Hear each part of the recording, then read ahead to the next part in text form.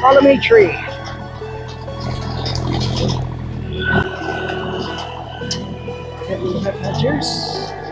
Like it was diseased, so it was going to come down and die anyway.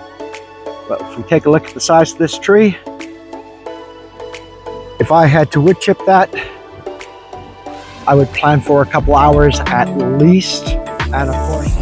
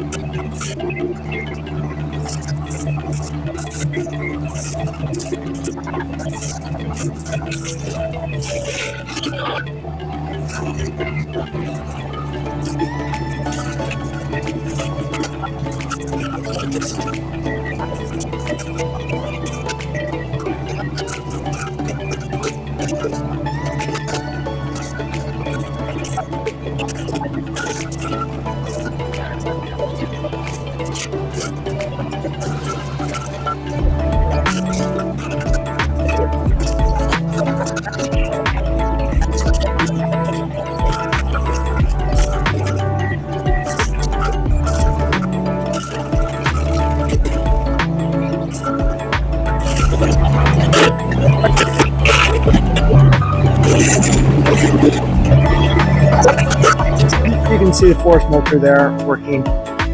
Take a look at the size of this.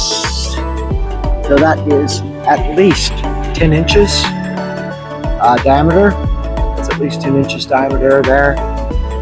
Up to there. I've beaten up the logs to probably 6-7 inch diameter. Well, let's just have a quick look at how the forest mulcher did. This is the end result, and that last tree that you saw, that was that whole tree, and that's what's left of it right there.